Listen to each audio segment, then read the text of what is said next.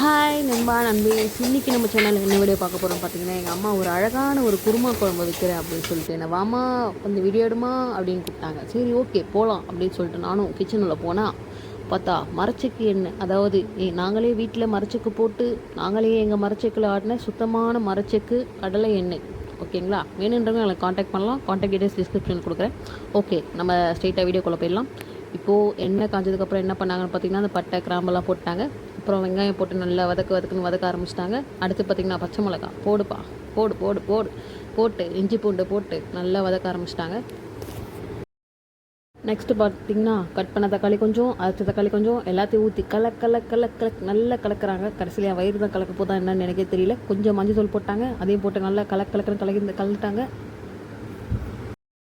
பார்த்திங்கன்னா கருவேப்பிலை கொத்தமல்லியே எப்போ போடுவாங்க, ஸ்டார்டிங்கில் போடுவாங்க. ஆனால் எங்கள் அம்மா அப்படி கொஞ்சம் டிஃப்ரெண்ட். தக்காளி வெங்காயம்லாம் போட்டு வதக்கிட்டு, இஞ்சி பூண்டெல்லாம் போட்டு வதக்கிட்டு, அதுக்கப்புறம் கருவேப்பிலை கொத்தமல்லி கொஞ்சம் போட்டு நல்லா கலக்குன்னு கலக்கிடுவாங்க.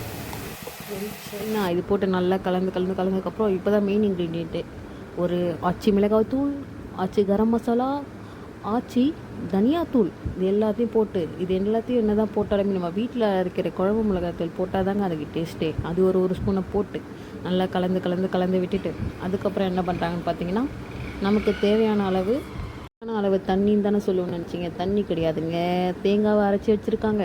அதை ஒரு கப்பு ஃபுல்லாக எடுத்து ஊற்றிட்டு அது பார்த்திங்கன்னா அது ஒரு கலக்கு நல்லா கலக்கிறாங்க. நல்லா கலந்ததுக்கப்புறம் நமக்கு தண்ணி எவ்வளோ தேவை, குழம்பு திக்காக வேணுமா இல்லை தண்ணியாக வேணுமான்னு அது உங்கள் இஷ்டம். அந்தளவுக்கு லிமிட்டாக தண்ணி ஊற்றிட்டு நல்லா கலந்து விட்டுறாங்க. அதுக்கப்புறம் சால்ட்டு ஒரு டைம் செக் பண்ணிவிட்டு, சால்ட்டு கம்மியாக இருந்ததுனால ஒரு டைம் சால்ட்டு கொஞ்சம் போட்டுட்டு அதுக்கப்புறம் தட்டை போட்டு மூடி வச்சிடுறாங்க.